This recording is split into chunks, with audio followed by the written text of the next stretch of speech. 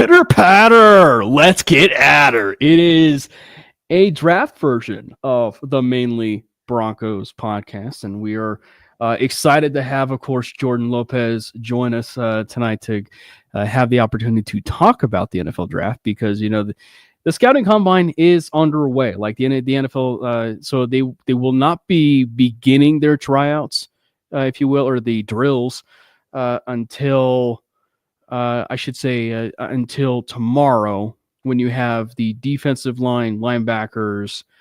I think they basically they do defensive line, linebackers, and then they end it with the offensive playmakers. So yeah, it's gonna be a lot of fun, and I think that the one thing we can firmly say is, you know, this is a positive conversation, Jordan, in the sense that every single team need, if you will, that the Denver Broncos have is for the most part in this draft class. Yeah, and I think each position that we do need or consider a team need, I think they're pretty deep in those regards. I mean, for example, tight end, even though we might have our tight end situation figured out, I heard Rob Gronkowski's coming back. I don't know. So maybe that's not a team need no more. The Denver Broncos. Yeah, maybe Shannon Sharp comes back at this point too. Who knows? But Terrell Davis.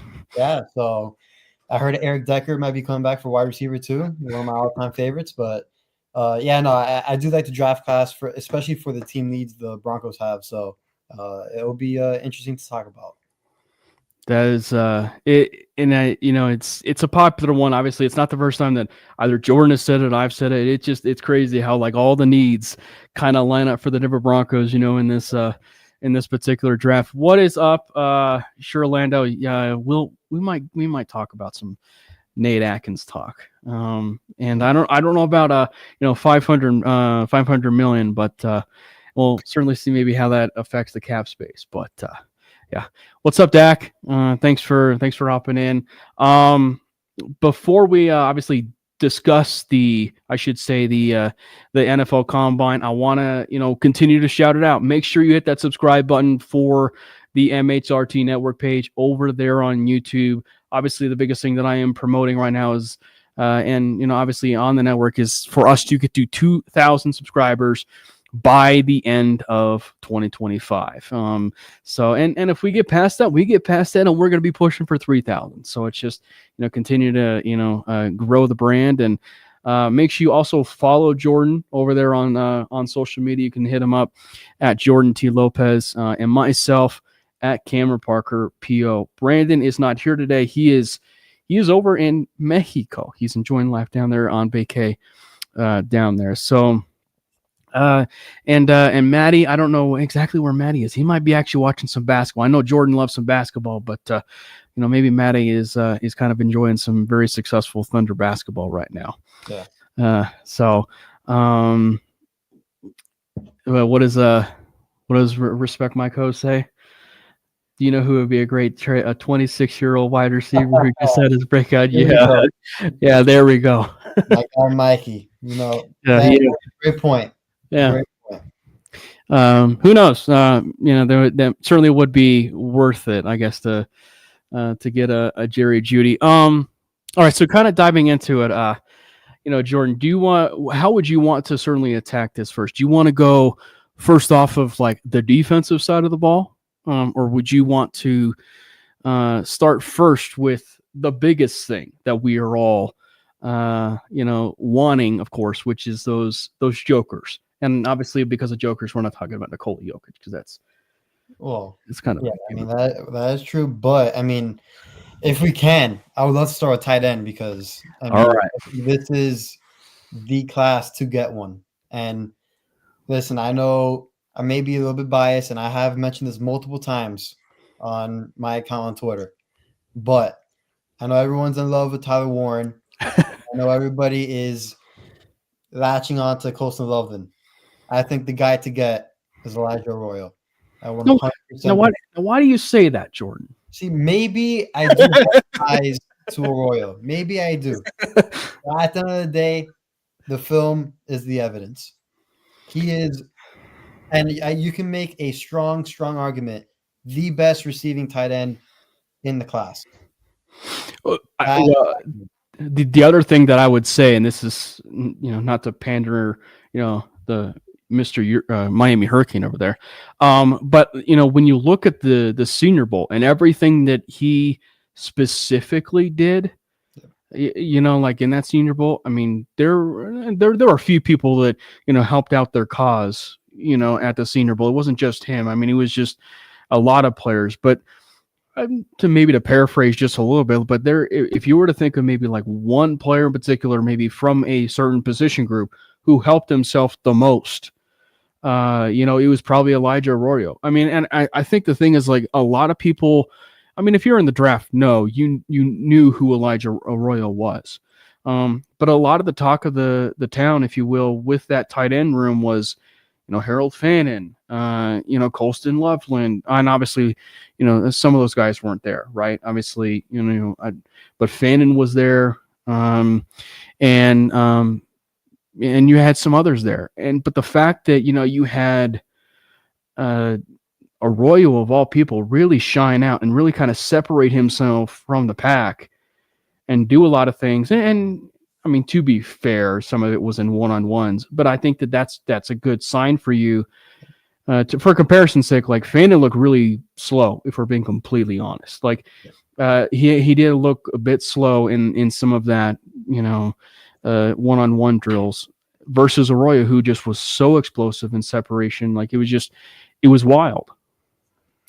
I mean, Arroyo's 6'5", 250, and the way he moves, he does not move like he's 6'5", 250. And I think that is, and again, I know there's been a lot of scrutiny about the phrase or the term joker since Sean Payton has brought it up and everybody on social media is, I'm tired of hearing that term. I'm tired of hearing it. But listen, the head coach keeps saying it and he really wants to find one. So listen, if Sean Payton's saying it, we got to talk about it, right? And I think Arroyo is the definition of that. I think he is the he is the ultimate mismatch on the offense side of the ball. I mean, he has incredible speed at that position. It was remarkable what he did here in Miami with Cam Ward. And again, this was him with a stacked pass catching unit in UM. And if it was like, let's say he was anywhere else but UM, his numbers would have been one of the best in the country. But since he shared an offense with Sam Brown Jr., Xavier Restrepo, and a lot of others, Jacoby George, I mean, the ball got spread out a bit. But whenever Elijah Arroyo did get the ball in his hands, it was explosive. Give us a bit of some insight. And I mean, I don't want you to, maybe delve too much in the specifics, obviously, because, you don't want to hurt anything. But, like, obviously you are a bit close, if you will, to the Miami Hurricanes. So, and given the fact that the NFL Combine is coming up, Jordan, give us some specifics and maybe just kind of get it out of the way. Like, so not just Arroyo, but like some of these other like Miami Hurricane players. So what are we looking for when it comes to Arroyo? Like the measurements, possible, 40-yard dash, that sort of thing with some of those players. Well, I do believe Arroyo, I know he's going to be at the pro day here in Miami, because I know he's not going to be at the combine testing. So in his pro day here in Miami, which I hope to be attending, I do believe if he does the 40-yard dash over there, he should be around a 4.5. I would not be surprised if he gets even faster than that. I mean, he is very, very fast, especially for his size. It's incredible to see him move with the size. But again, with the other talent we have, Sam Brown Jr., wide receiver, he has typical wide receiver size that you would want, 6'2", around 200 pounds. Bill Belichick actually talked about him on the podcast he did during the season. He highlighted Sam Brown Jr. with Michael Lombardi. They actually liked, his size, as I just mentioned, and stuff like that. Sam Brown Jr. might be a sleeper pick, like around round 5, round 6. Mm-hmm. Another guy, Xavier Restrepo, I think everybody knows about X. One of the that is your ultimate safety valve of a wide receiver. It just makes plays day in, day out. Would not be I wouldn't be too mad if we drafted Xavier Restrepo, Yeah. He'd do good with Sean Payton. But again, Damian Martinez, the running back out of UM, I think he'd be actually a solid fit for Sean Payton as well. He's not the most elusive running back, but again, for his size, he is a power running back, but he does move really well for his size as well. So UM has a few interesting athletes, and again, maybe biased, but I think the talks for itself. And even someone like Daniel Jeremiah has mentioned that UM this year has a lot of great players coming out of the class. So, and you would know better than anyone. Who's a player that everybody talks about? Samuel Brown. Everybody talks about Xavier Estrepo. Everybody talks about Damian Martinez. I mean, Martinez is probably looking like one of the players that is maybe less talked about in terms of this running back class. And then obviously Elijah Arroyo. Who maybe is a player that is not in that tier that is kind of like on that cusp of still being drafted, but obviously one that not a lot of people may have been talking about or even focusing on. Like, who's a player that you feel like maybe deserves a bit more shine from Miami?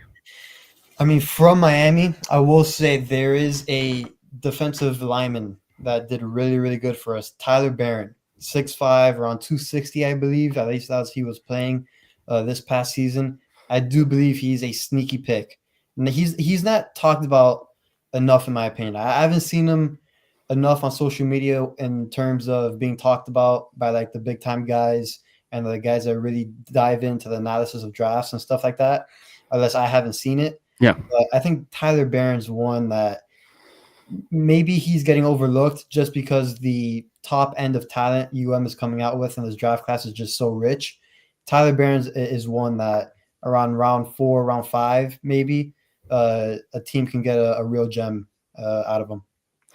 Let's continue the theme. You just started it with tight end, and there's others, right? And as you said, like there's others, within that tight end room. And obviously everybody, as you said, everybody's gonna be talking about the Colston Lovelands of the world. Everybody's gonna be talking about, the Tyler Warrens. And in fact, I don't think Loveland will be partaking in the scouting combine, given I think he's still recovering from his shoulder injury. So, so that's a bit unfortunate, but I think you're excited because I think that there, and everybody certainly has the right to their opinion, of course. But I think that you look at this tight end room, and it's a bit top heavy with guys like a Loveland and a Warren, and then possibly a Fannin or in Arroyo. But I think that second tier of guys, right, like a Fannin, an Arroyo, a Gunnar Helm, and a Mason Taylor. Right, like in a Mason Taylor. So I think that this is, but I think after that is where you kind of get to guys where they're all kind of lumped into what's your flavor of the month type of tight end. Who are some of those players that you're really looking at and you're saying, who are these projects, like really good like projects that you could possibly work with. And I love that when Peyton talked about this, Sean Payton talked about this at the combine. Was it yesterday? He said, then this is something that, and obviously he's not the first person to ever say this, but he just said, you can't really teach someone receiving talent. What you can teach them is the ability to block. And then, and everybody knows that was like the biggest misconception. Yeah. Or not the biggest misconception, but the big problem with Greg Dulcich. Like he had all the receiving talent in the world, but he just could never block worth crap. And and with guys like Jeremy Shockey and Jimmy Graham, they were pure receiving threats. But one of the reasons why they lasted a bit long in the league under Payton was they were at least good enough of a blocker to still maintain beyond the field and still maintain, obviously, it's time with Sean. So who are some of those guys when you look at it, Jordan, that might be in those like kind of slept on tiers or, in that Fannin, Helm, Taylor probably needs to get talked about more? I mean, I would like to get your thoughts about this. How about former, or not former because he's coming out of Oregon, but Terrence Ferguson, tight end from Oregon. I mean, I know there's a lot of, Bo Nix, Oregon connections that we can make throughout this draft process, but Terrence Ferguson did not have a bad showing in the Senior Bowl as well. So I thought he actually improved his stock. If anything, he's another one that intrigues me that I don't know what tier you would kind of put him at. You obviously have your tier ones of the tight ends that we just talked about. And then your tier two is Terrence Ferguson in that very top of tier three, or is he included in that tier two Right. tight end room? Yeah, and that's kind of like where I kind of would put a Mason Taylor in this, because I think that there's just so much focus on those guys like Fannin and Gunnar Helm, and by the way, I did not know this, but Gunnar Helm, I think Gunnar Helm and Ferguson, if I'm not mistaken, have Colorado ties. Interesting. Gunnar Helm went to Cherry Creek High School, and I can't remember the exact high school offhand, but I think Ferguson is from Colorado High School. But yeah, so it's just interesting, he from a Colorado High School, if you will, and he played with Bo Nix. It just feels like almost too good to be true. You know how much that Sean loves those types of connections too. So, but Mason Taylor, he's a player that when we talk about like the ability to block, he's one of those tight ends that is a bit more committed, like a bit more committed, into the idea of being a bit of a blocker. And I think that where he kind of flies under the radar is that athleticism that he has, at that tight end position. But you're right about Ferguson. I mean, like Ferguson's one of those players too. Like he's kind of like he's a high, I don't know how you would say it he's like a higher end version of Adam Troutman. Oh, like just a player that is just he's a bit consistent, and you can clearly see the passing, explosiveness of it in the passing game, and he's a bit of a capable blocker, So, and I think that which is so funny to me, by the way, because I think so many people gravitate to the athleticism, right, of tight ends, but it's always like the forgotten tight ends that are like the ones that are, I can block, I can, do this. So it's just really funny to me sometimes with those kind of tight ends. And usually those are the ones that usually stay in the league a little bit longer. Right, of all things, yeah. I mean, I think Adam Troutman, again, like how you said, is probably the perfect example, right? Yeah. So again, there are certain tiers with this tight end class of this is just your straight athletic freaks. And then there's another tier of not just willing blockers, but they'll just do all the little things. Maybe not have the athleticism as the other guys, but will probably be like year 7, year 8, year 9 type of guys, just in the league that you'll hear from within a decade. They're still playing in the league. So yeah, this tight end class, and again, you mentioned it right in the beginning of the show. I think the Broncos are fortunate enough to have team needs at positions where it is a deep position group, whether it's tight ends or any other position that we're about to talk about. And I will say this, I'll preface it this way. I would not be the least bit upset at all if the Broncos decided to double dip on any of these positions. In the sense of like and when I'm saying that, I mean like, possibly like, the two biggest needs that they have on this offensive side of the ball, which is running back and tight end. I wouldn't be the least bit, upset at all if they, if they decided to kind of do that in terms of, you go out and you get your running back rather high, which I think it seems like the trend is going more to the idea that running back might be one of their first 2 picks, right? And so, and tight end might actually be their second pick. But I wouldn't be the least bit surprised if like a little bit later on in the round, if you will, they decided to be like, oh, you know what? Let's go out and get a running back that maybe kind of slipped through the cracks a little bit, in day 3. And here's a tight end that is a good enough project, and I think that kind of leans us or brings us to like the one player that I think everybody is talking about on all these mock drafts, where it's a fun conversation because is Aronde Gadsden, is he a wide receiver or is he a tight end? Like it's just a fun conversation because he's one player where, when we talked about it earlier, Jordan, like the players that's like, is he one where it's okay? Is he going to be committed enough to be a blocker a little bit? Because you certainly know, like, that he's going to be an explosive, weapon in the passing game, and he's got such a massive catch radius. So he's one where it's going to be a bit interesting. And it's not just the Broncos, but like how teams would view that. Like, you can view him as a wide receiver, you're going to view him as a tight end. Because I will say, I was looking at like the Pro Football Network like about a week ago, and I think they have Gadsden as like a wide receiver, not a tight end. Really? Yeah. Interesting. I mean, I was just about to ask you what do they have him as, because I don't know. I'm not nowhere comparing it near Travis Hunter, but again, I've heard today that the Browns view him more as a wide receiver than I think it was.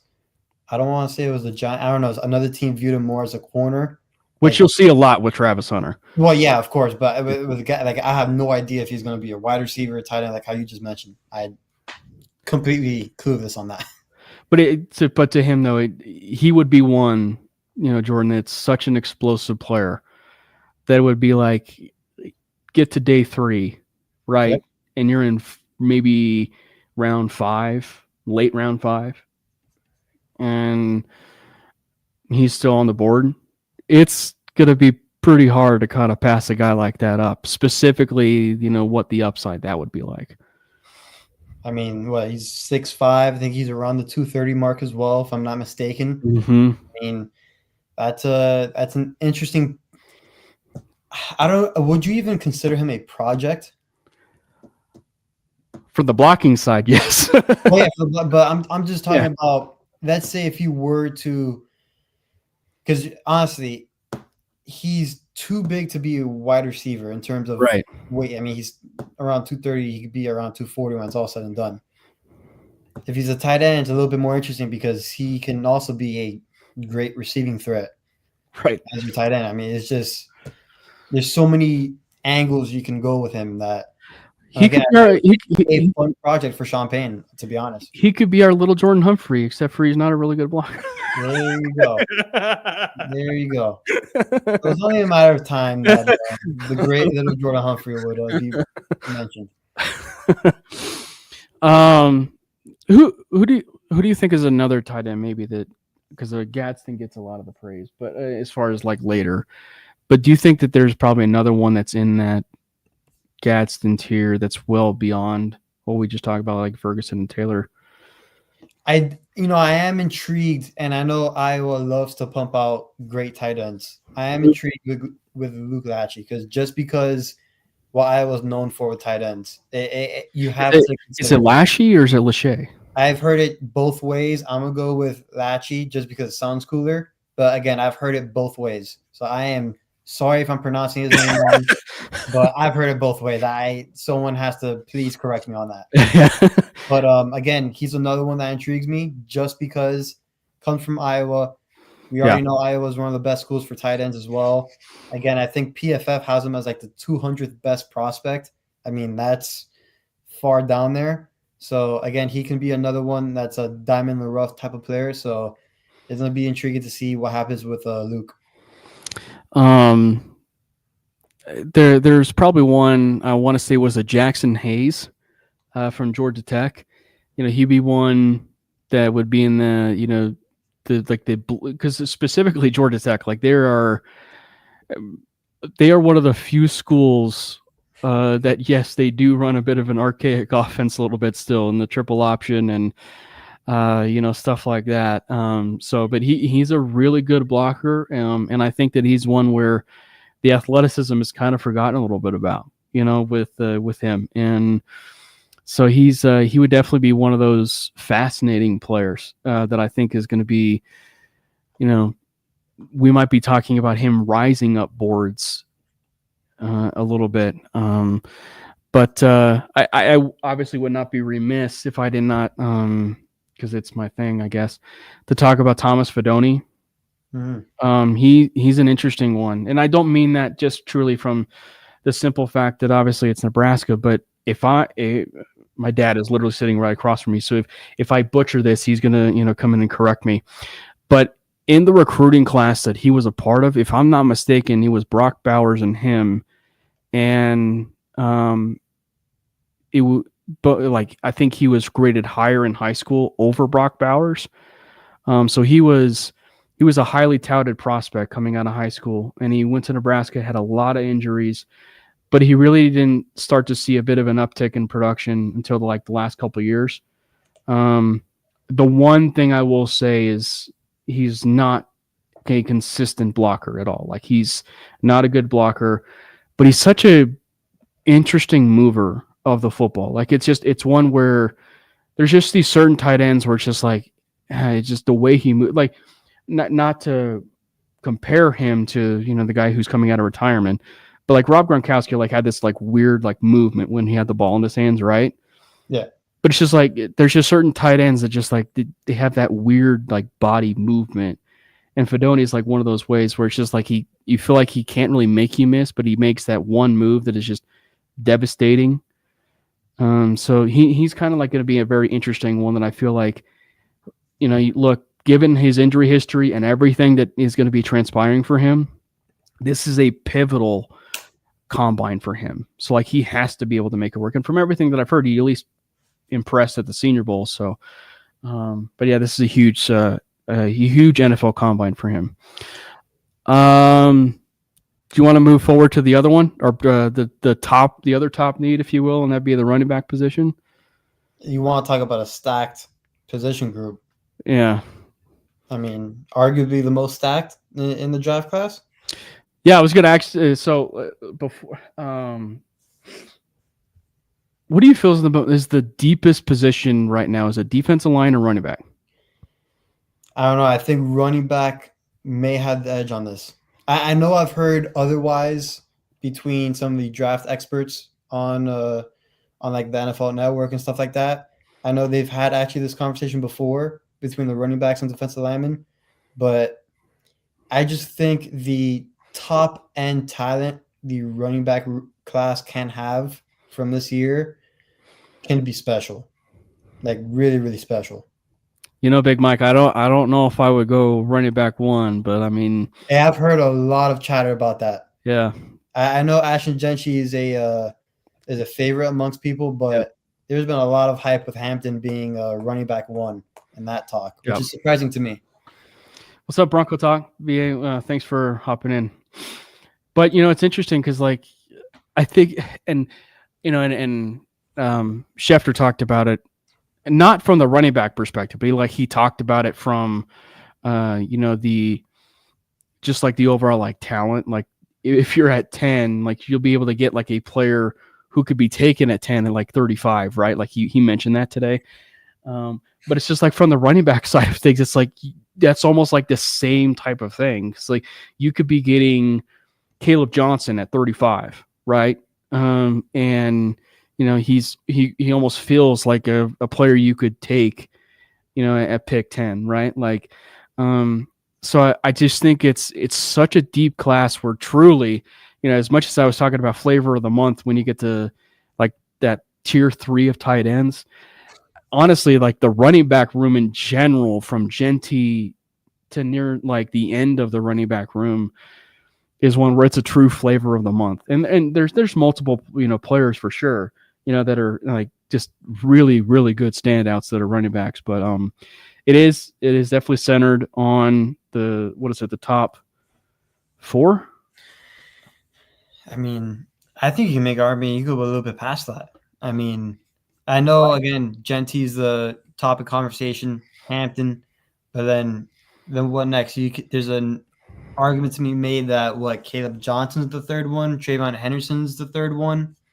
I know a lot of people love Devin Neal. Quishon Junkins is up there too.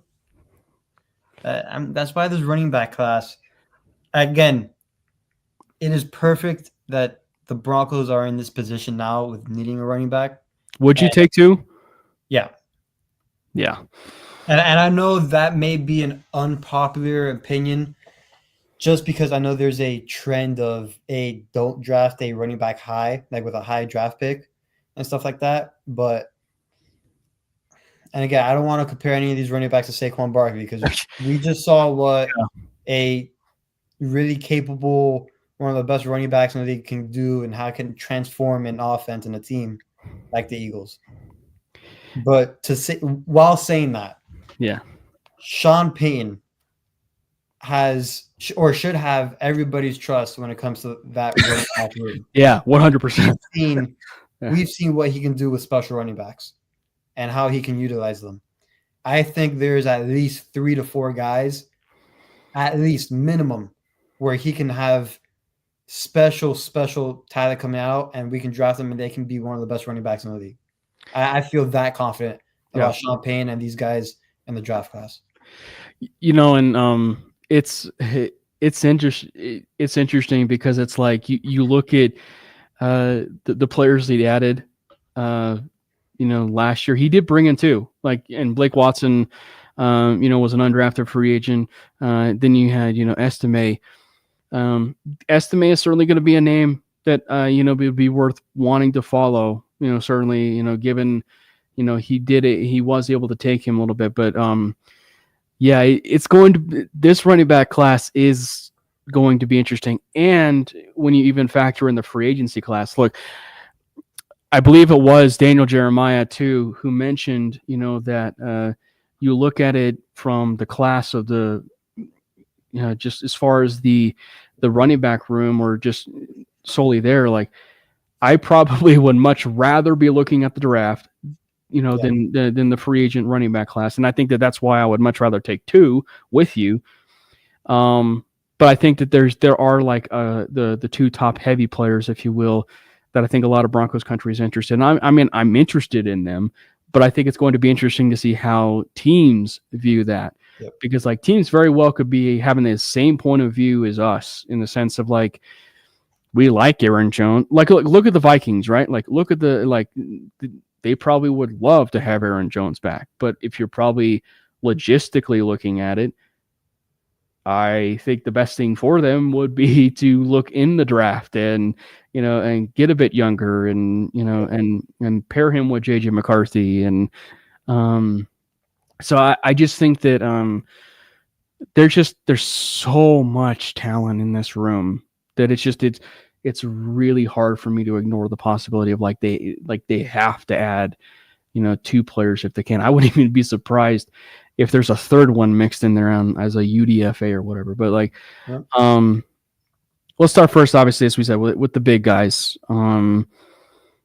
Genty's incredible. Like there's one player where it's just like, he just, how did this particular player make players miss at a consistent basis with the type of production that he was able to give? And like, it was almost like if you were to give a Big Ten type of running back the type of workload and just watch him work, which funny enough, there is a Big Ten running back, and they, then you got a chance to see him work, but like the balance, the way he able to operate with his vision, there's just, and as a receiver out of the backfield, like he's a spectacular running back. And then you go to Amarian Hampton, who's a 3-down back, a pure 3-down back, and Caleb Johnson, another one of those players who has 3-down running back potential. He's my running back too, actually. Oh, and because I just think that much like we had the look of it, when you have Ashton Genty, it's the same way. Like Ashton Genty was the entirety of the Boise State Broncos offense. Caleb Johnson was the face of the Iowa Hawkeyes offense. Yeah, literally. I mean, like, it's probably one of the reasons why Luke Lachey is going to end up getting drafted, because he was blocking his tail off for Caleb Johnson. I mean, you're talking about another one of those players who has incredible balance, incredible vision, and the play that just it will haunt me forever. But it's the play against Nebraska where literally everybody and their mother is there to try and stop Caleb Johnson out of the backfield on a pass, and you just could not stop him because he kept on his feet. He's like a true bowling ball and still able to keep on his feet. So it's just like, he's such a fascinating running back to me that it's just like, I wouldn't be the least bit surprised. And obviously this is not just a running back conversation, but this would even go into defensive tackle too. But I would not be the least bit surprised if you see a variety of different rankings across the board for teams. Meaning, Ashton Jeanty might be number 1, but it's once you get like from 2 to 4, it might be a variety of different backs. Like someone might actually have Henderson at number 2. No, yeah, I mean, I know Henderson has been getting a lot of love with people on social media. I'm glad you mentioned Caleb Johnson. I am a big Caleb Johnson guy as well. I think what he did at Iowa was far more than impressive, especially knowing that the defense is going to stack the box against you because Iowa can't throw the ball to save their lives. Mm-hmm. And Caleb Johnson still consistently, successfully just having good years in and out, just good games in and out, I should say. It's far more than impressive than what people really talk about. Another one that kind of excites me as well, Devin Neal out of Kansas. I think we can kind of push him into that tier. At least I would. I think he has that much talent when it comes to that running back room and himself in general. But I think the top 4 guys, if it was up to me, I would list them as Ashton Jeanty 1, Caleb Johnson 2. Oh, yeah, no, I think we are in agreement there. Then I'll go Amarian Hampton 3, and then I'll go Devin Neal 4. Devin Neal 4. Yeah, I'm a big believer in Devin Neal. Yeah, I think the fascinating one for me, as far as that, where I'm not upset by it, is Trevion Henderson. Yeah, because like there's no back, and Landon hit this in the in the comment, but it's just like, granted, like to be fair, like the 4 or the 5 like running backs for the most part, like they would explode with Sean, but like just to picture Trevion Henderson, whose running style is so effortless, the way that he runs and how fast he's able to hit holes and quick out of the backfield. And I think the thing that is surprising to a lot of people is his pass protection is actually really, really good for a player of like that type of skill set that you would think. You wouldn't think that he would be like a really good pass protecting back, but it's shocking. Like it is legitimately shocking to kind of see that. And specifically when you get a chance to see it like paired with, Quinton Judkins, like it is just disgusting the way that Ohio State was able to pull something like that off. Yeah. In the transfer portal. But Henderson is, I would love to take credit for this, but ever since I kind of saw the comparison, I can't get it out of my head, and that is Jamal Charles. I've seen a lot of those too. Jamal Charles was like the one player where every single time he touched the football, he was going to be 4 to 5 yards every single carry. It's one of the reasons why he is the leader. He is the historical leader, for people who don't know, in yards per carry. Like if I'm not, I still think he's number 1. I haven't actually done a check yet, but he's at least top 5. Yeah. And also he's a Broncos legend too. But under Vance Joseph, funny enough. But he's such an explosive player that you put him in that Sean Payton offense. Oh man, honestly, you might be talking about like the Devon A-Chain Fitz of the world, So it's crazy, and I know that you all you know about the Devon A-Chain Fitz down over there, Jordan. But that's kind of like everything that I would picture would be like that A-Chain, type of fit with Henderson with Sean. And like, to be honest, I know we just kind of listed like our top running backs so far, like our top 3 or top 4. I mean, it could honestly switch within the next week or 2. Right. I mean, that's how stacked. I mean, again, I don't think I said Trevion Henderson's name within my top 4. That could easily change by next week. And by the way, I did hear about that, Mikey. I don't know if that's completely true. I did hear someone from Barstow talk about it. If that's true, geez, I can't wait for the McAfee show. Yeah, because McAfee knows something about that. But MMA fight and coming. Yeah, especially out of Starbucks, out of all the places. But the like I think Judkins is also another one. Like I know Henderson is getting a lot of love from Ohio State. Judkins is another one that kind of excites me as well. Like I think Sean Payne can do really good with him. And then again, there's another running back down on the list that I don't think enough people are talking about. Again, I have ties to him as well. Wide receiver, turned running back, had a literally historic season at SMU. It's Brashard Smith. I mean, I legit, if there is ever a Sean Payton type player in the draft, that's not Henderson. Crazy, it's crazy enough to say that it could be Travion Henderson and it could be Brashard Smith. Yeah. And it's crazy because I was literally in class with him just 5 years ago. Crazy. Crazy. I'm just talking about that. He might be going to the Denver Broncos, and I'm pushing for it. Yeah. But again, it's right up Sean Payne's alley. Like, if I do believe the Broncos carry 4 running backs next year going into the 53-man roster, I'd be more than ecstatic if it's Travion Henderson, Estime, Jaleel McLaughlin, Brashard Smith. I mean, that's a dynamic 4 running backs. And to be honest, you can move Brashard Smith around.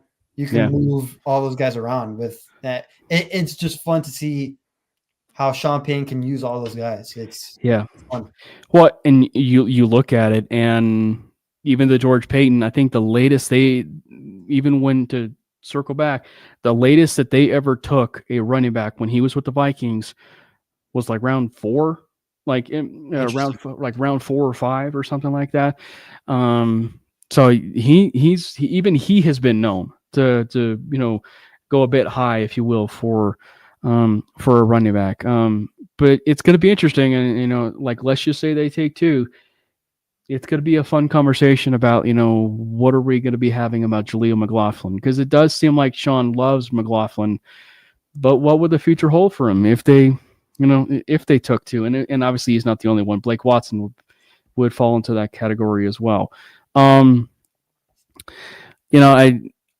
think of another player, and this is given conversations with people, and Landon mentions Dylan Sampson is another one. We know about Tennessee, and everything of Sean Payton going down there for Alvin Kamara. So Sampson, by the way. Anybody that doesn't know, Sampson is in that tier of he is. What is it?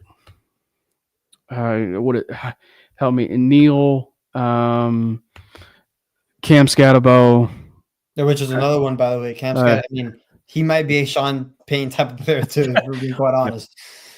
Yeah. It's I don't know. It's just crazy. But in terms of touching on some of those players, you touched on. Brashard Smith, and he is certainly one. But LaQuint Allen is another one who is certainly a fun player. And then you have when you look at it from the standpoint of like maybe another player, and like I can't necessarily take credit for it because I've seen on the timeline and having conversations with some other people, but Jaden Blue, or Jadon Blue or something like that from Texas. But like he is a pure like passing threat out of the backfield. He probably needs to work on some of the running, in between the tackles a little bit. But like every time Texas featured him, like he was explosive. I mean, like super, super explosive. Jordan, if you have a chance to actually go and see, Blue and some of the stuff that he's able to do out of the backfield, he is, he was something that I was able to watch, like as far as like out of the backfield. I don't know, Mikey. The one thing I'd say about Ethan Garbers is I think he's probably going to project a little bit more as a tight end. The Tyree Jacksons of the world. So because you also know that he's garbage. Ethan Garbage. All right. Let's I feel like now is probably a good time to go to a position though that well and dear to your heart. One that's very special to you, and one that I know you're just praying for the day that little Jordan Humphrey is off the Denver Broncos. There's number 2. Wide receiver. I mean, I know it's not I don't know how to explain this, but usually the wide receiver room for each draft class gets a lot more buzz. I don't think this class is getting enough buzz because I don't think there's slept on to a degree. What happened? It's kind of slept on a little bit to a degree. It might be. I just think there's a lot of unknowns with a few of them. I think with previous classes, we knew, or I think there was a general consensus about all of them. I think we know what these players are going to be. I think with this class, I think there's more unknowns. But again, there is some guys. Like, to be honest, my wide receiver one is not McMillan from Arizona. Is it my guy? Who is your guy? Is it my guy down there from the Mizzou? Oh, it's not. Ah. I really, really love Emeka Egbuka from Ohio State. He's still, so spoiler alert, he is still my pick for 20, just for the record right now. And honestly love it. He is still my pick for 20. And that's just based on like all the needs and everything. Because he's also like the one player I could probably confidently say is going to be there at 20. Yeah. I mean, right now, if I were to have to name my top 3 wide receivers, I don't think it's going to change. It would be Egbuka 1, Burden 2, and then McMillan 3. So why do you have McMillan 3? I do understand that he has more than enough size. He has the talent. I'm just not that big of a fan of McMillan, which is crazy to say. But again, at 6'5", I don't know. I'm not a really big of wide receiver guy when it comes to 6'5", 6'6" type wide receivers. I know he moves a little bit different too, but I do think when it comes to just a full arsenal of being a wide receiver in terms of blocking and all that, creating separation, making plays after the catch, all that, I think Egbuka and Luther Burton are at the top of that list. You know, it's interesting because, like, for me, like, I look at Emeka Egbuka, and I look at him, and it's really hard to find a fault for his game. That's the thing for me. Is like, and I really look at it from the standpoint of like, I just see Hines Ward almost like a Hines Ward type of player, like it just, because he can block his tail off. I mean, he's such a pure route runner, and he's a great separator. And I think a lot of people focus so much on Jeremiah Smith that they kind of forgot about Emeka Egbuka. Oh yeah, and 100% the case.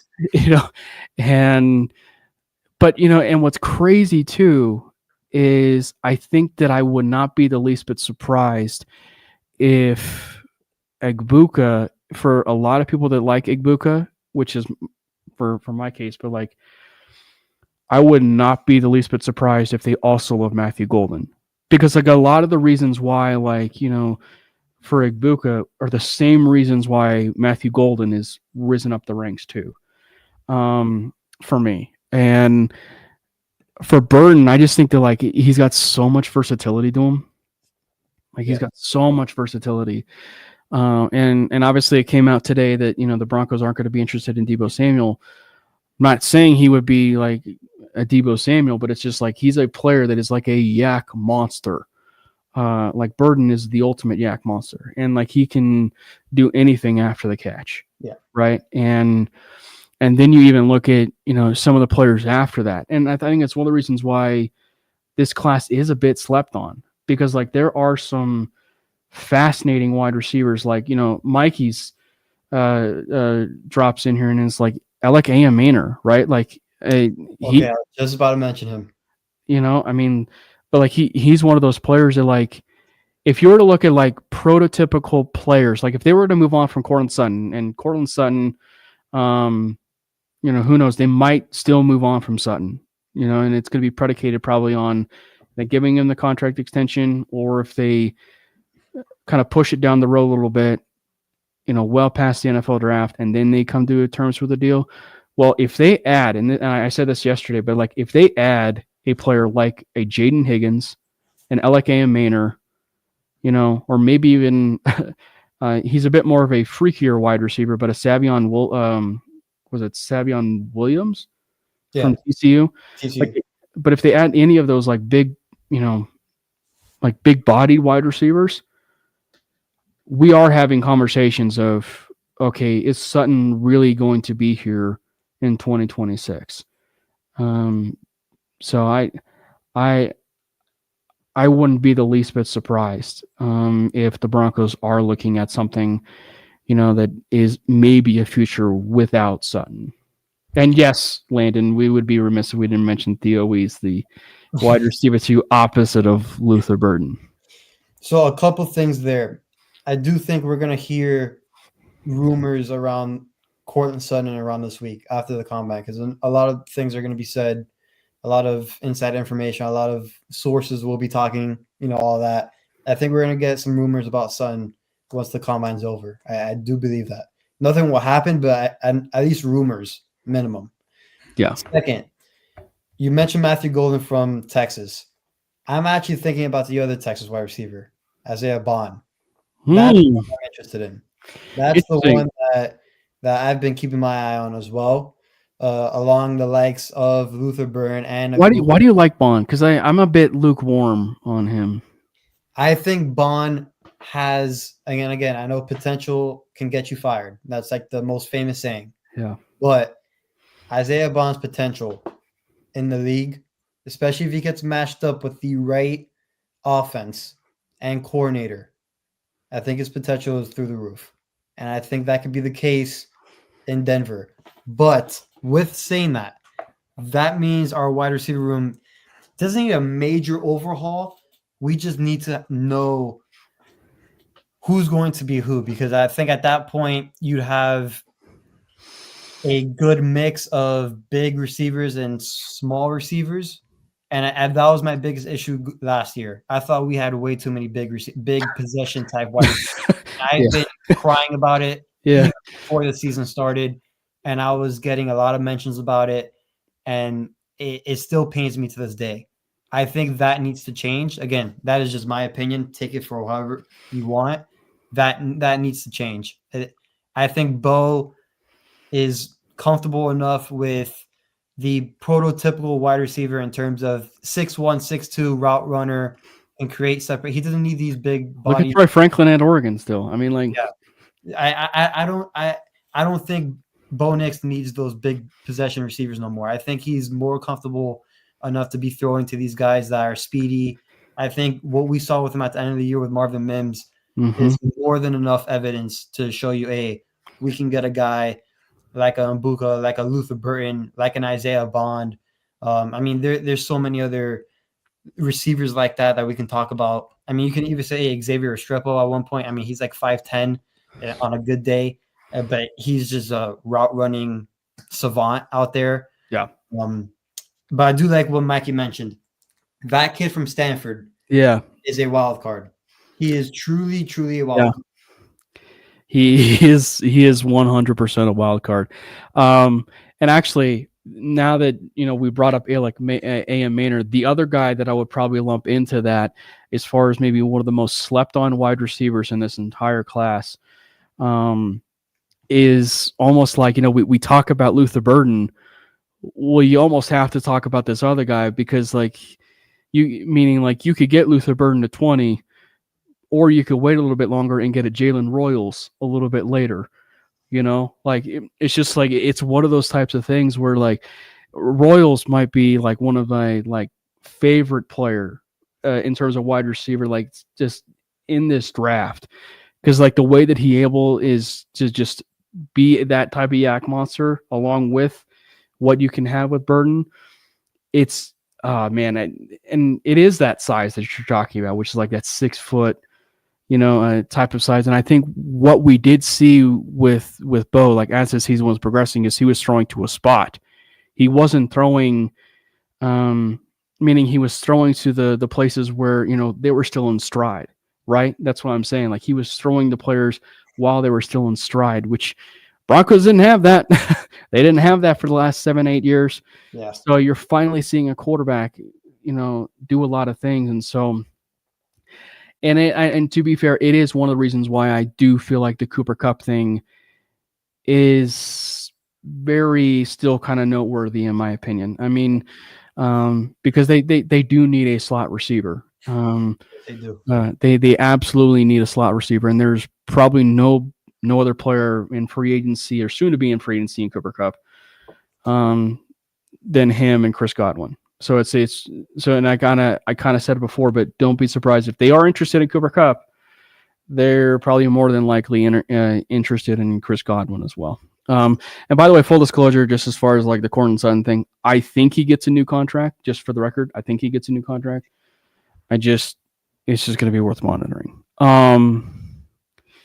As far as one of the other players, though, we would be remiss if we didn't talk a few of the other ones, because obviously this is a hot button for Broncos country. Oh, you can say it.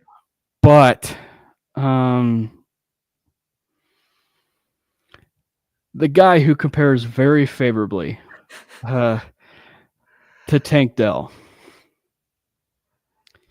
and that would be his brother, his adopted brother, and that would be Tej Johnson. Yep. It was right before the Senior Bowl, because that's when they did the measurements, and everybody just freaked out. You would have thought something happened to a Broncos player that was just like something on social media happened that day that I can't describe. Like I still to this day find that confusing. When those measurements came out and the reaction it got. Like you would have thought like that kid is gonna go undrafted at that point. But then comes this actual Senior Bowl where he actually goes out there and can compete. Yeah. Right? And he plays bigger. He plays bigger than his measurements, which he did that at Oregon. But since people, I don't know what changed between watching him at Oregon and then him measuring at the Senior Bowl and changing their opinion about him. But then once he did the stuff he did at Senior Bowl, it kind of changed again. So I kind of feel like this is going to happen with Tej Johnson all the way up to draft night, with just changing opinions on the kid. Listen, I hope Tej Johnson finds a place that will use him correctly. And can Denver be one of those spots? Maybe. I think it can be. Again, I do think the wide receiver room needs a bit of an overhaul, and I think he can be a part of that. Yeah. But again, we'll see where that goes. But I think Tej Johnson is also in the tier of sleepers for me, and the other two. And I know we mentioned Courtland Sutton might not be gone. If he is gone, again, I know them. I know this guy, but Jaden Higgins from Iowa State. Yep. He is a younger Courtland Sutton. He's 6'4". I used to play basketball with him. He's quicker. Look at that. Another connection, guys. I mean, I played travel ball with him. I played against him in high school, so I am very, very familiar with my boy Jaden Higgins. But he doesn't move like he's 6'4". I'll just put it at that. He is a freak athlete at that position, and he'd be a much younger, much quicker, and if I'm being quite honest, I think more explosive Courtland Sutton. I don't think he can. I think he can develop the contested catches that Courtland Sutton does every now and then. Yeah. But I'm just talking as a rookie. I think he'd be someone to look out for in terms of replacing Sutton at that young of an age, but he can for sure be one of those guys. The other Iowa Stater. Yep. He's another one. Going to free agency, it looked like Mikey said, get Christian Kirk. Lowry. I mean, hey, you can say that about Cooper Kupp as well, though, with Bo Lowry. I mean, you never know. Christian Kirk is going to be a fun one because it certainly seems like the Jags probably will release him. Yeah. But he would be a very interesting one to kind of maybe keep tabs on, if you will. And look, and I realize, that people were saying yesterday, like, the team should develop the room and everything. Like, don't get me wrong, they should.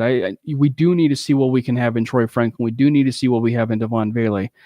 I'm just not going to be ignoring some of the players that are out there, guys like an Amari Cooper, who could probably lift that room up a little bit as, the veteran of the room, or kind of ignoring the other part of that and going out and getting a Chris Godwin. I'm not going to necessarily ignore that. So it's just like I'm kind of keeping my options open. That's the sole reason why I'm kind of like pinning my ideas as far as like for a lot of these players. It's just like I'm just kind of keeping my options open. So certainly seems like I might want everyone, but I'm just like I'm keeping my entire options open. You're open to everything, attached to nothing.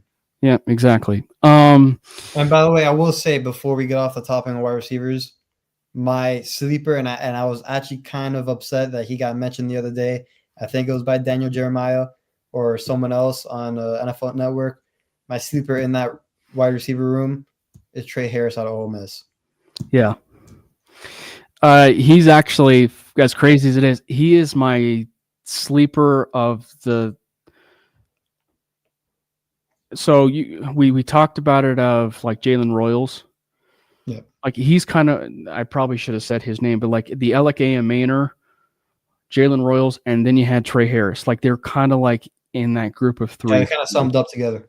Yeah, they're kind of like in that group of three where like, you can't really talk about one without the others. Like that's kind of like how I view it for me. And Trey Harris is, look, he had some injuries, but you go look at the production that he was able to do at Ole Miss, and you combine it for a full season. Statistically, you're probably talking about a wide receiver who would be in the conversation with the McMillan, the Burdens, Yep. The Igbuka as a first-round wide receiver. So he's another one of those maybe Sean Payton type of wide receivers that might want to follow along on that one. Let's go to one where we'll go to the defensive side of the ball. We'll start from the other position of need, and let's go with linebacker. Linebacker's a fun one because and it's kind of led by the one linebacker that I think a lot of players or a lot of people are certainly talking about. Maybe even as a Broncos draft pick, Jordan. And I think that we should probably preface this and say that there's really one position that I think a lot of Bronco fans would be a bit, annoyed by, and that would be cornerback.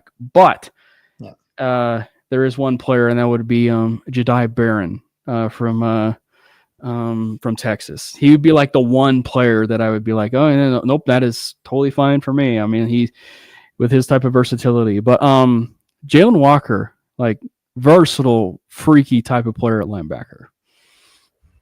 He's and again, I think he's one that I wouldn't be upset. Again, it's not the sexy pick, as everybody would say. No, it's not like the sexy pick, but it is a pick where I think we can go 5-6 years down the line. He's still on the Broncos. He's still one of the pillars on the defense, And I know a lot of people want the Ashton Gentry's of the world, a playmaker, a tight, one of those guys, because it's the more popular pick.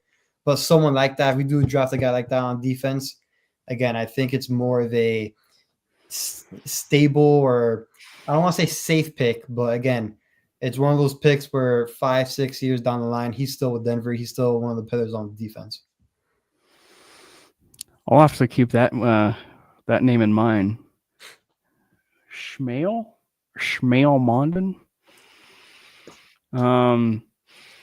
Yeah, I'll have to keep that one in mind. And yes, so Mike, if you were still paying attention, I did see your comment there where you were talking about, what was it, UCLA players? Well, there's your answer. There's a certain linebacker,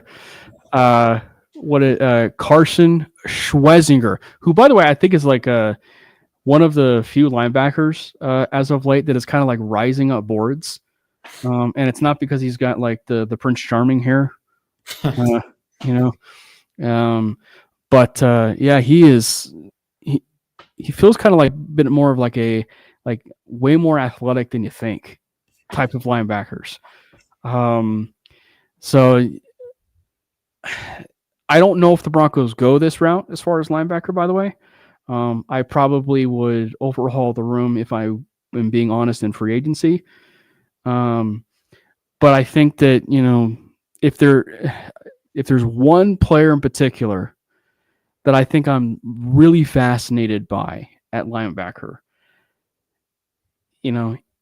is not on the offensive side of the ball as we talk about with Oregon. It's on the defensive side of the ball, and it's Jeffrey Bossa. Jeffrey Bossa is actually like one of my favorite players in this draft, just overall. I was actually I really liked the kid anyway. But to kind of hear his interview as I was coming home from work, he seems like a really good kid. It seems like he was raised really well. It's pretty obvious that he's got a lot of leader to him when you hear him talk, and listening to him, it sounded like he was given the green dot at Oregon. And also he's one of those he's also one of those players who is a safety converted linebacker, which that's been a trend lately. In the NFL is taking a safety and converting him, to linebacker. One linebacker in particular that I'm interested in free agency is Divine Diablo. He's not getting enough buzz in terms of, possibly or linked to the Denver Broncos, but I would love a player like that. When you can add that kind of flexibility of a player who is a safety former safety turn linebacker, you're going to have a decent enough coverage skills to work with. And, if you're able to pair it with, maybe a Drew Sanders, if that's the route that they want to go, I think it would be phenomenal. And so I think that my idea for the ideal room, Jordan, for linebacker is athleticism. And it's one of the reasons why I'm saying I would prefer to overhaul the room. So yeah, it means moving on from Alex Singleton, but just give me the athletes that are on the inside linebacker part of the ball who can move around and do anything, and and kind of be their yin and yang, if you will, of that inside linebacker room, where they can really go to work in terms of running downhill, being in coverage. So I think that would be just perfect. And I think that Bossa is that type of player, like a Divine Diablo. Matt Milano was another one, former safety, converted linebacker, and look how he turned out with Buffalo. Yeah. So I love the idea of Bossa, and he also comes with a lot of captain traits too. So funny enough, the first linebacker I was going to talk about was Bossa, because I was looking over his snaps by alignment on PFF. I mean, he was, again, primarily he was in the box, but they moved him around quite a bit. I mean, he was playing in the slot at times. He even has snaps at corner this year, which was a bit surprising. And then he was also in the D-line quite a bit as well. Yeah. Again, most of the snaps are in the box. I mean, it's probably over almost 90% of the snaps, or maybe 85%. But they moved around quite a bit. But I think that talks more towards his athleticism, like how you mentioned. So he's one, again, I know the Oregon connection's there because our franchise player is from Oregon. But I think there's more to it because his athleticism does stand out. It pops out. And I would not be surprised. And I'll say like this. If Denver's defense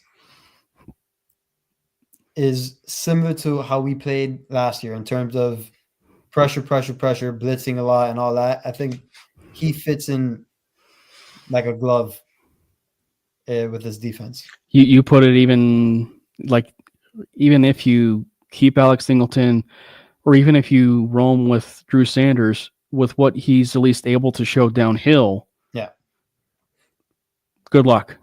I mean, it's a really good downhill linebacker room at that point. So yeah, I like Bossa. He was legit the first one I was going to talk about. Funny enough that you mentioned him as well, but yeah, he is one that that kind of I would love for the Broncos. I don't know how it'll be possible, but if they can get 3 of my favorite prospects, if you want to say, from the draft, he'll be one of them. That'll be pretty cool. I guess that just it proves that you and I know ball. I guess that's all that proves. Yeah. But yeah, I'll have to put down Shmael Mondon. Landon, if you're still in the stream, what are his projections, if you will? Like, if you were to give a projection on him, where where would he be in terms of like rounds? Is he like midday 2, or is he like early day 3? One other linebacker. It's crazy. Or there's 2 other linebackers that I thought we probably want to talk about, and that would be no relation, by the way, to the basketball player, Chris Paul Jr.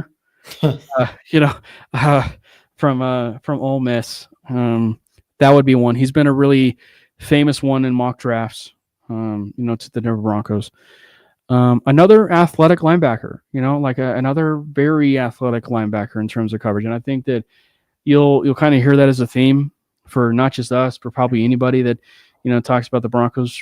Jordan, is athleticism, but just coverage is going to be like the biggest thing of that linebacker room. So if they're able to find a linebacker who can cover, I think that's going to be ideal. But Chris Paul is another one.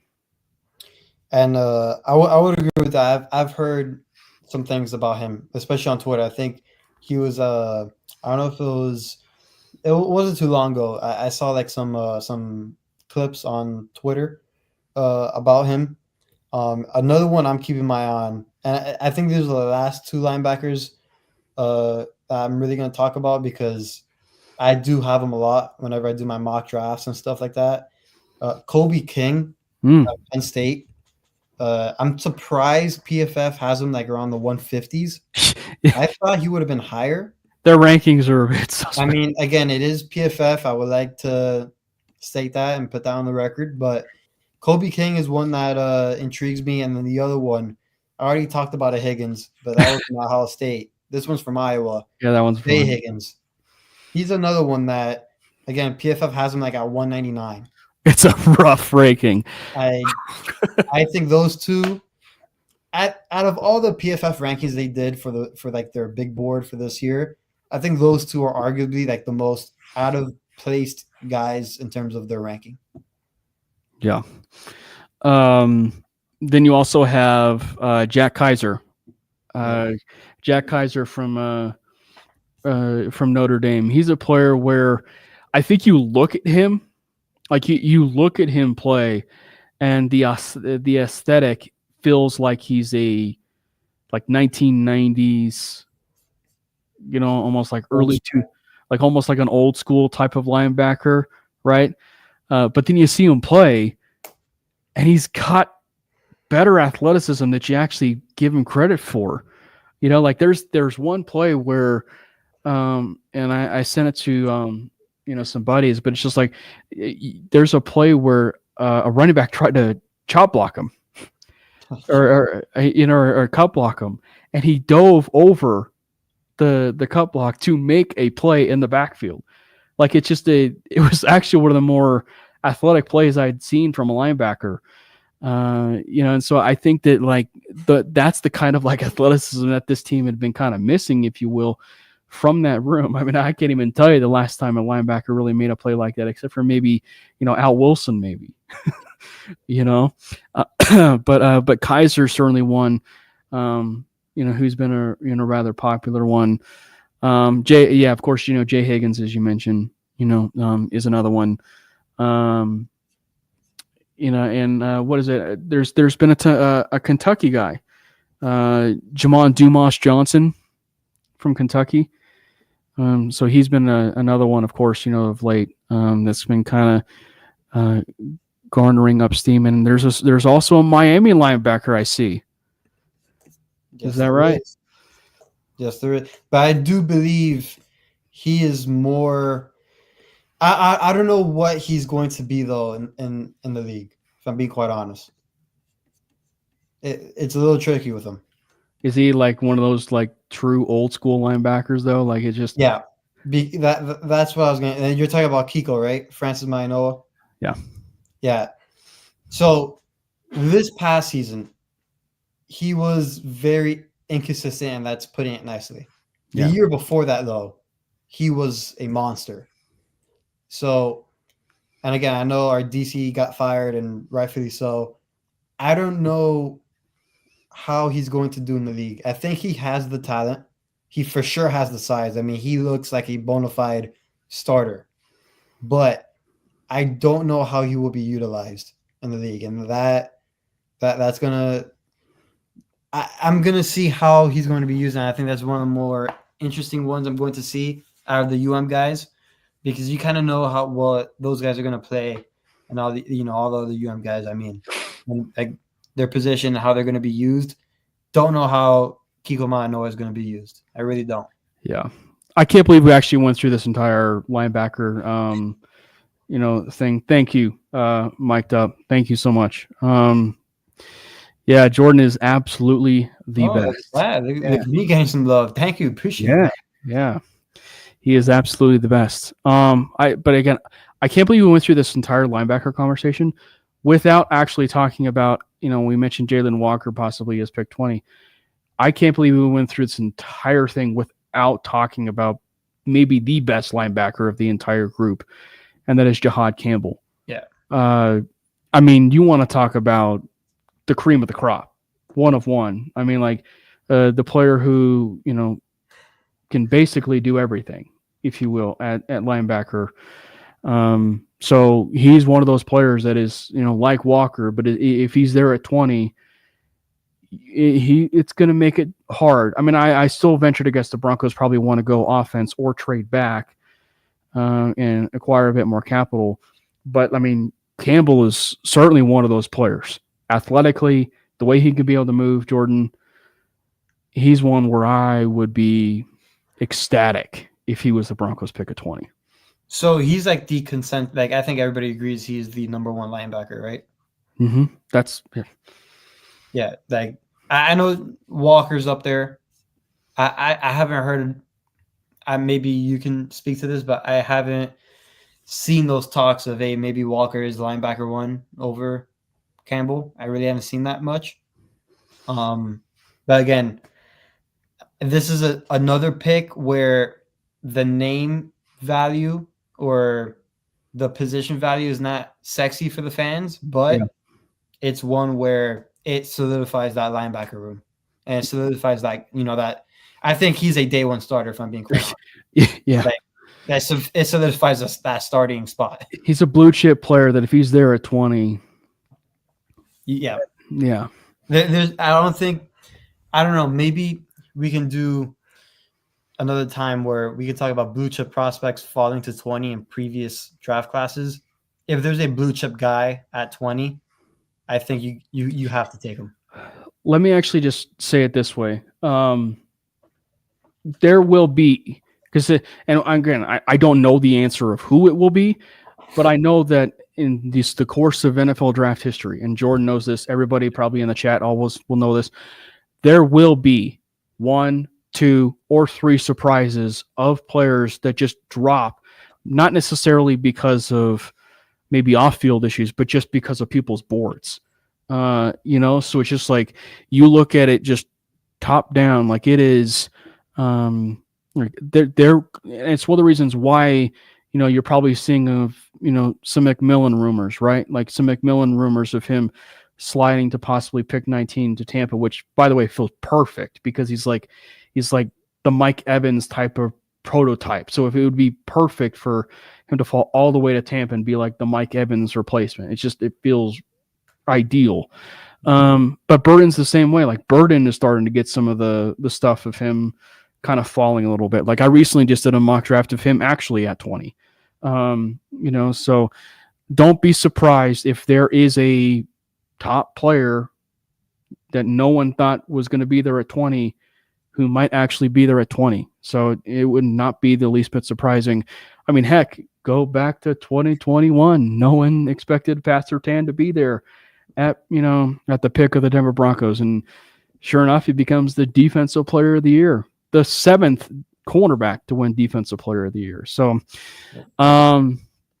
obviously we can't touch every single position. So one of the reasons why I wanted to kind of like all do this is just because I want to kind of like touch mainly on like the top needs, if you will, Jordan, of the team. So I figured that it would be best if we talk about, next the defensive tackles, the big hog mollies, the front sevens, the defensive ends, the defensive tackles. So let's let's dive into those big defensive tackles. Obviously, the Broncos very well might find themselves with a defensive tackle at pick 20. And I think that, Bronco fans have had this conversation, and I think that, offensive players is obviously the sexiest position or area where Bronco fans want, their pick at 20, right?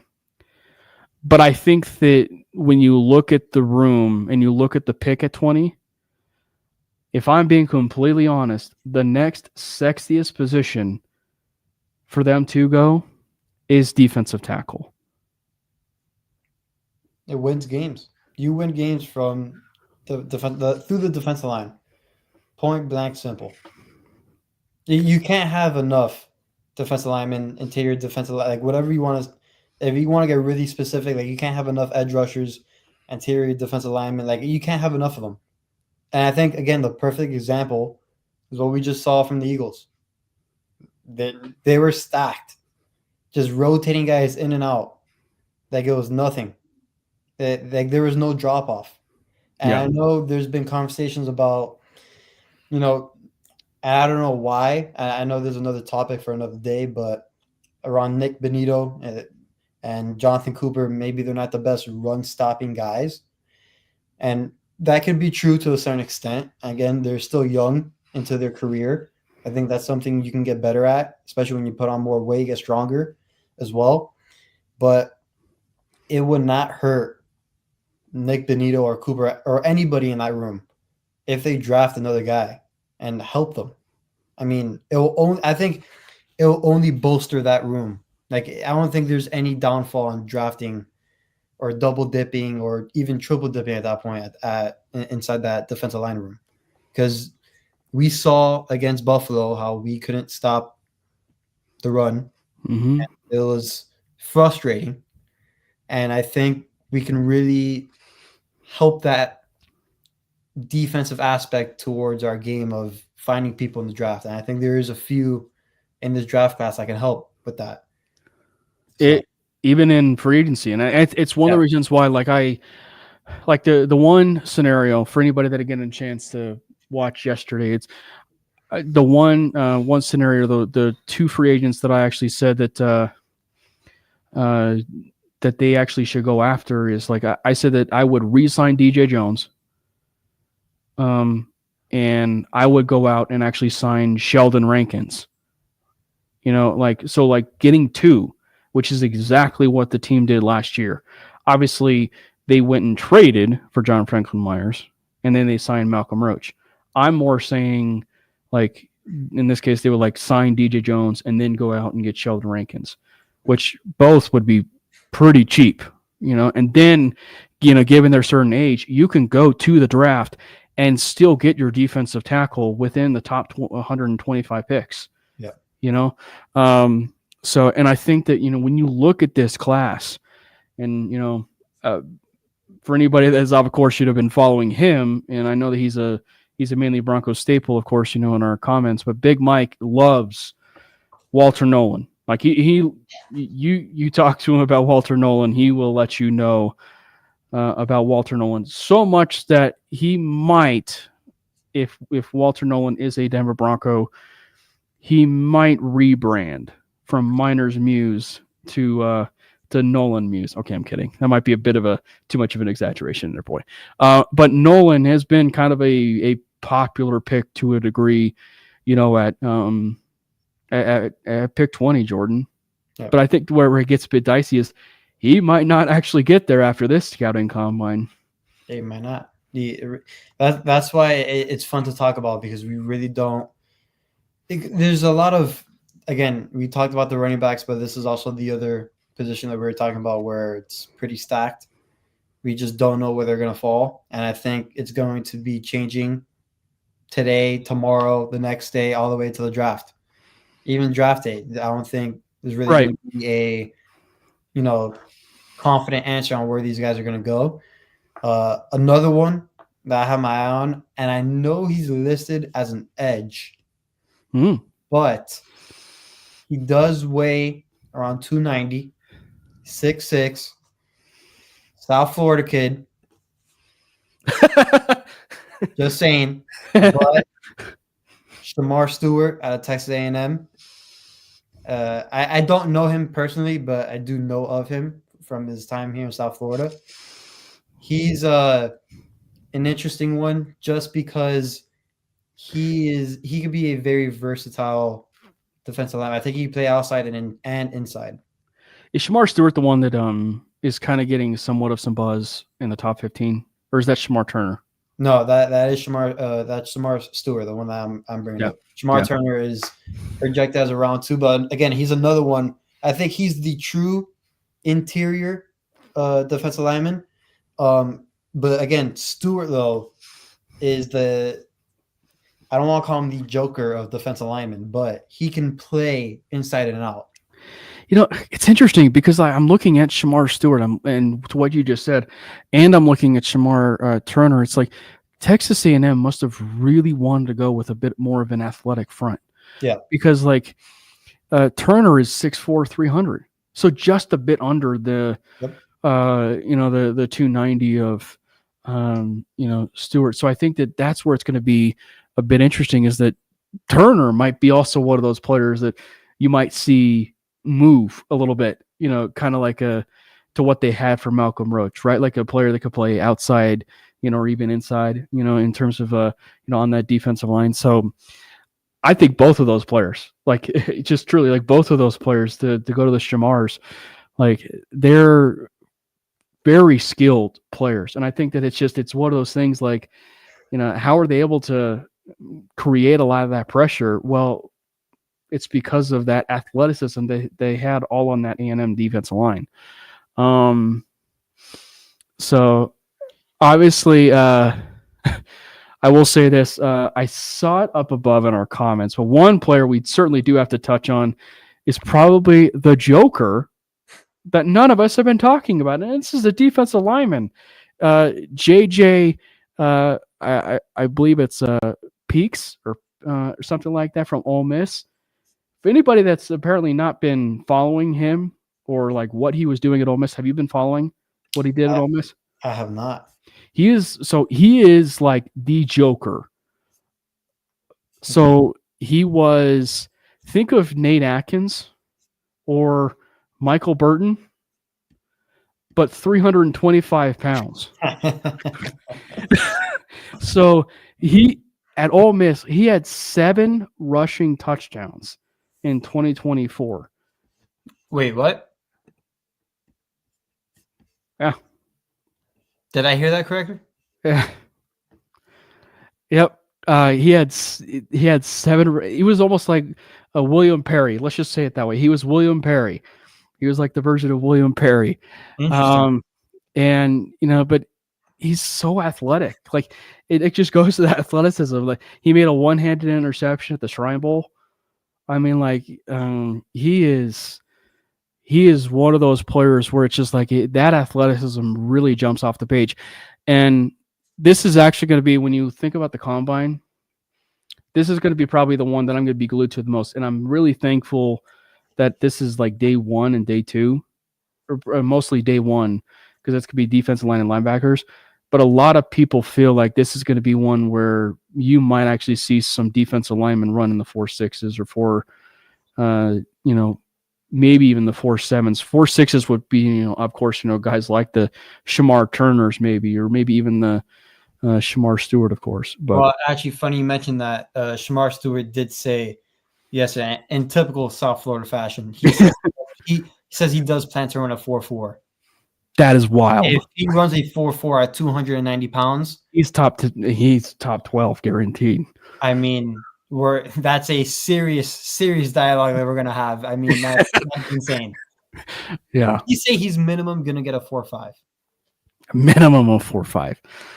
So, but this JJ prospect that you mentioned from Ole Miss, this is a bit intriguing. And again, this is the first time I hear of him. Hearing that he has 7 touchdowns with Ole Miss, I do like that aspect of players where again, he's mainly a defensive player. We're not saying he's going to be a two-way player, but no, of course not. Just knowing that his athletic ability can translate to the offense side of the ball. Like, you can maybe have a goal line package. Yeah. At one point, Sean Payne is creative in that aspect.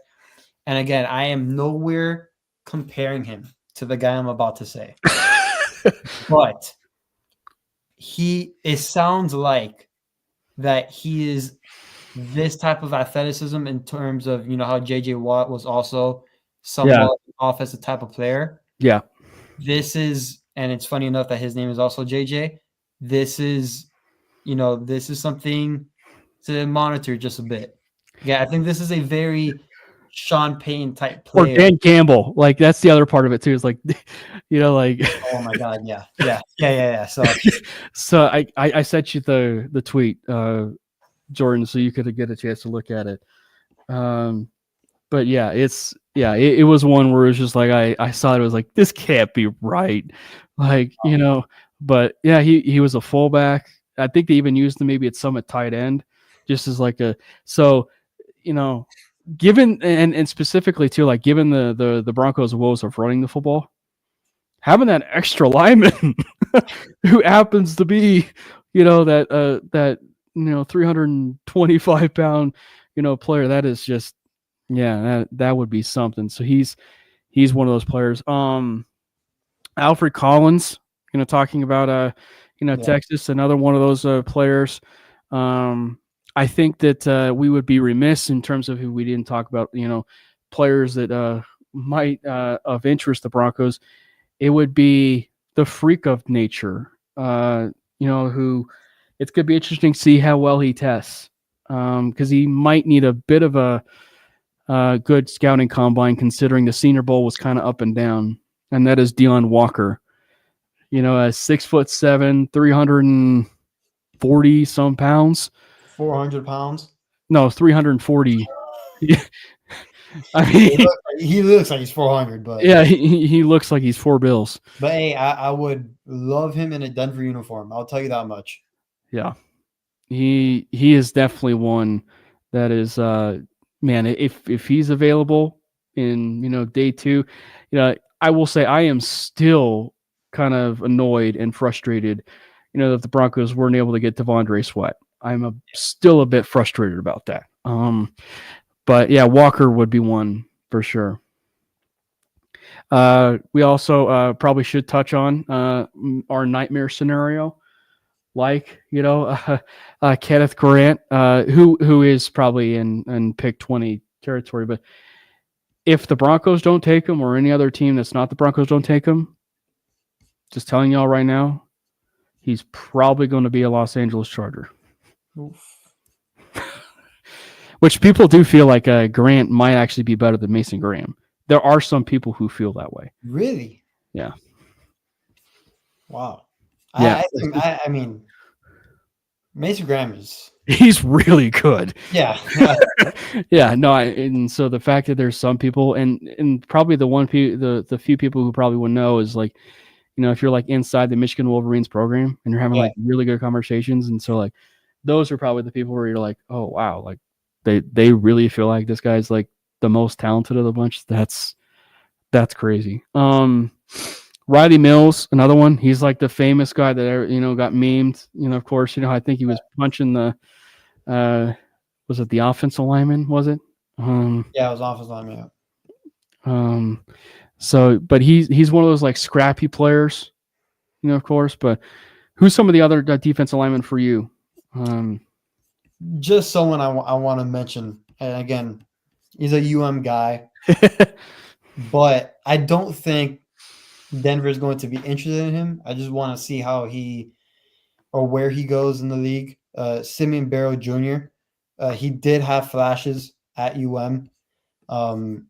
I think his PFF grade was actually somewhat decent as well, but he is a great run defender, and his pass rush win rate was high too. If I remember correctly, it was, I think, towards the middle or late end of the season where I saw a stat that he was among the top interior defensive linemen in pass rush win rate, if I'm not mistaken. I think he was around 12.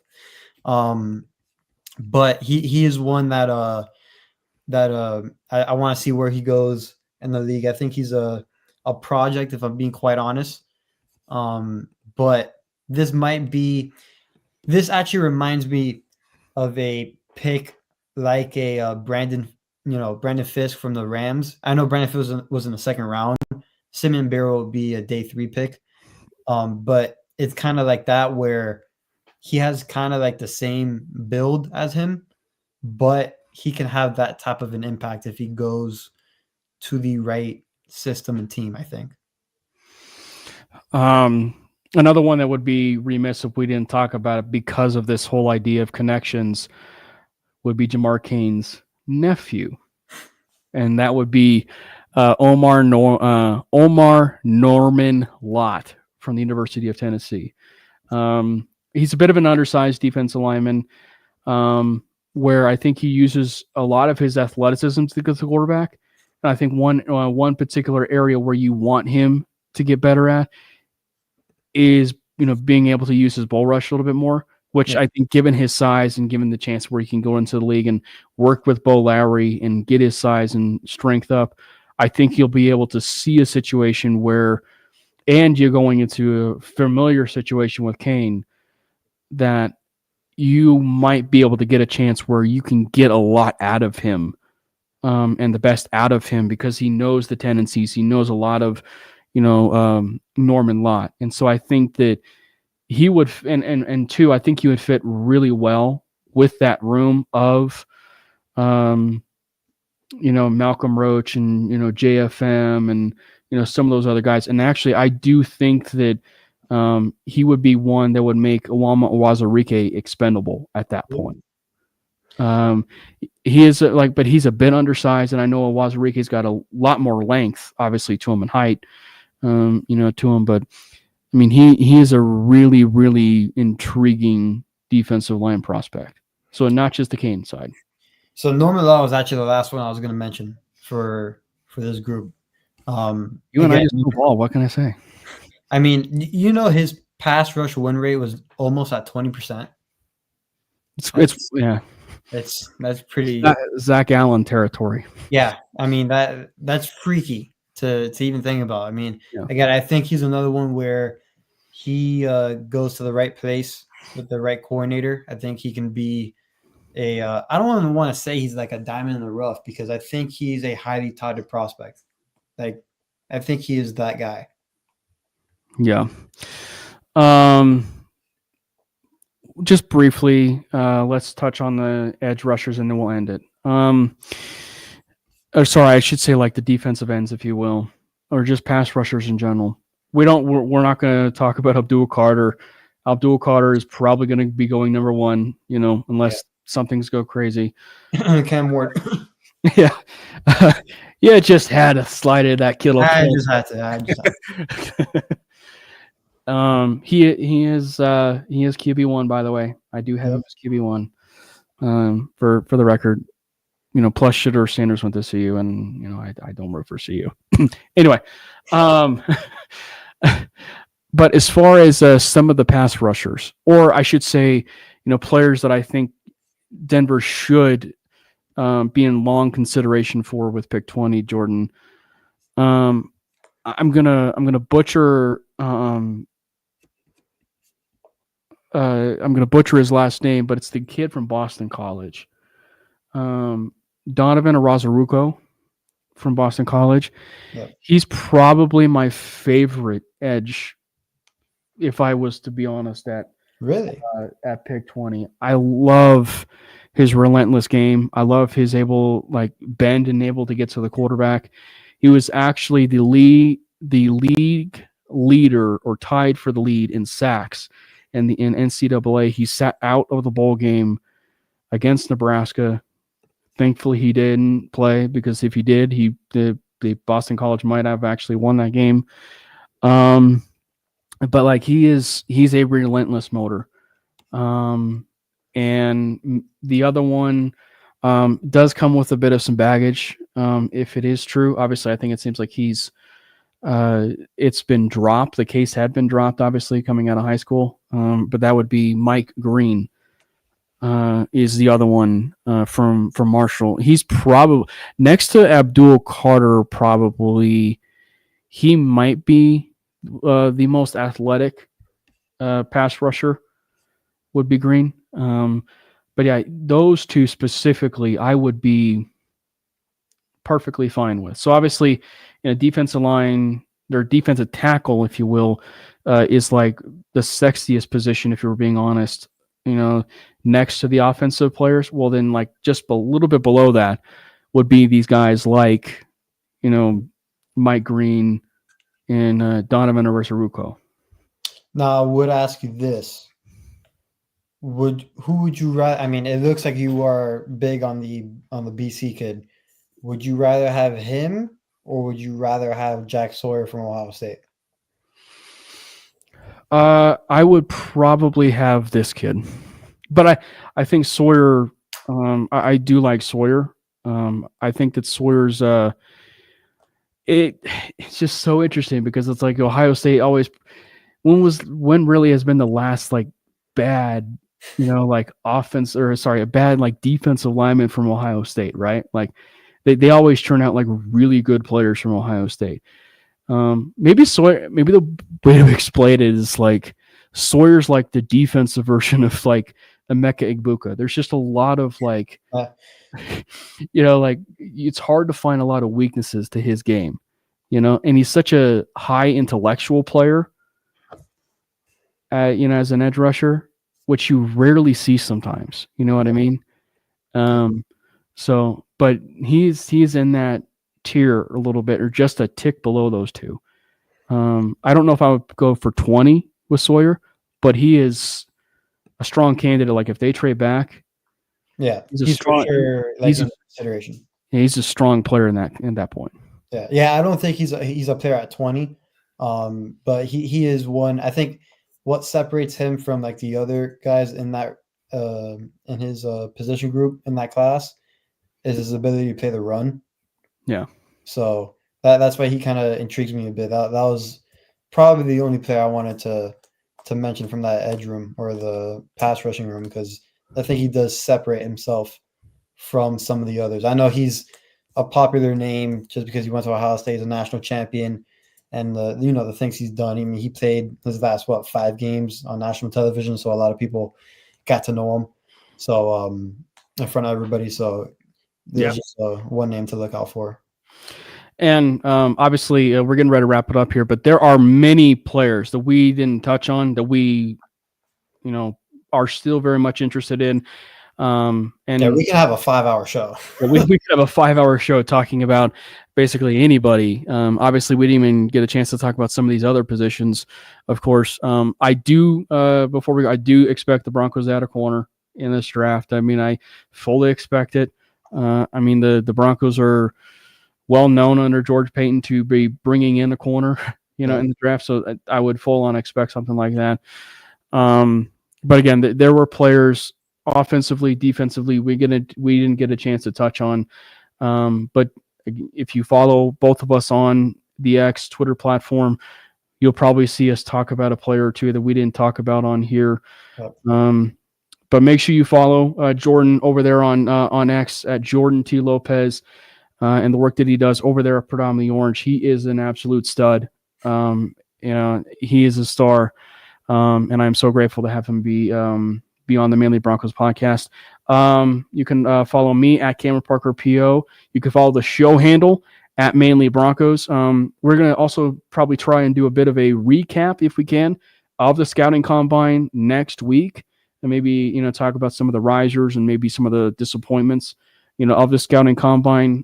It's been a great show. Thank you to everybody that's been in the comments talking about the draft, talking about, some of the players that maybe interest them a little bit. And hopefully next week we can dive maybe a little bit more about some of that recap of some of those players. And maybe it was a player that we didn't touch on that you guys touched on in the comments. So thank you guys so much for hopping in, and we will see you guys next week. And we would be remiss if we didn't shout out the birthday boy of course, which would be Bo Nix from yesterday. Yep. Happy 55th birthday, Bo.